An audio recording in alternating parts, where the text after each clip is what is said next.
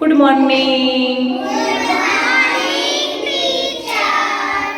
અત્યારે છે એ story time, વાર્તા ટાઈમ. વાર્તા સાંભળવી છે ને? તો વાર્તાનું નામ છે ચક્કીબેન બીમાર પડ્યા. શું છે વાર્તાનું નામ? હવે ચક્કીબેન છે ને બહુ આળસુ.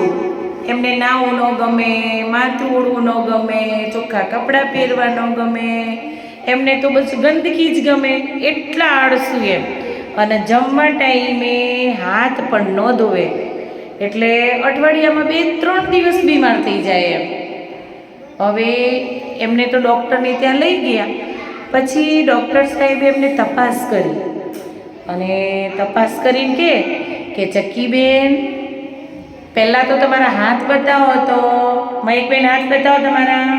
જો આ મયકબેનના જો મોટા મોટા નખ છે, એવા જ ચક્કીબેનના હતા. જુઓ, મોટા નખમાં શું ભરાય? ધાર્મીબેન ગીત ગાય છે.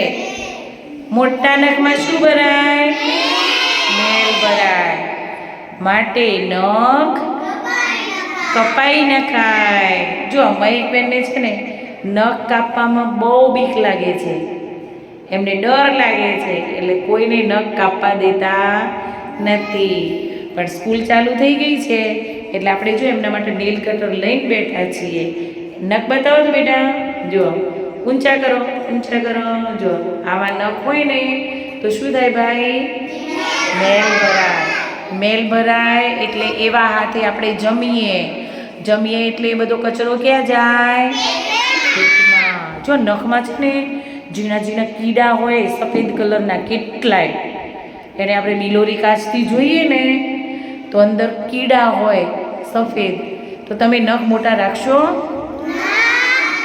ચક્કીબેનના તો છે ને નખ આમ કરીને બિલોરી કાચથી અંદર એમને બતાવ્યું ચક્કીબેનને, તો અંદર ઝીણા ઝીણા કીડા.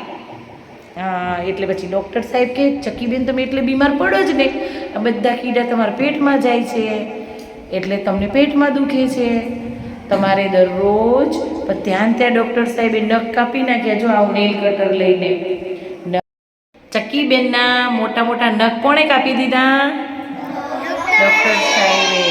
અને બધો અંદર મેલ હતો એ બધો બહાર કાઢી દીધો અને એમના આંગળા છે એ ચોખ્ખા થઈ ગયા.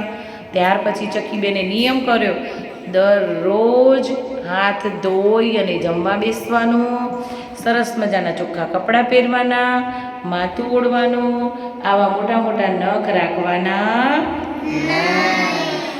તે દિવસથી ચક્કીબેને અઠવાડિયામાં એકવાર એમના ગમે તે એક વાર નક્કી કરી દીધો તો શુક્રવારે નખ કાપી અને ચોખ્ખા થઈ અને સ્કૂલે જવા લાગ્યા.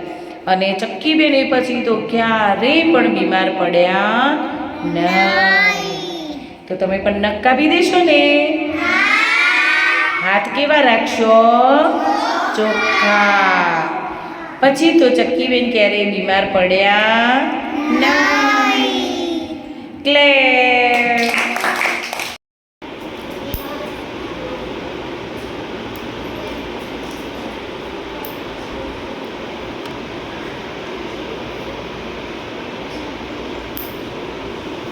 ગાઓ બેટા, ગાઓ.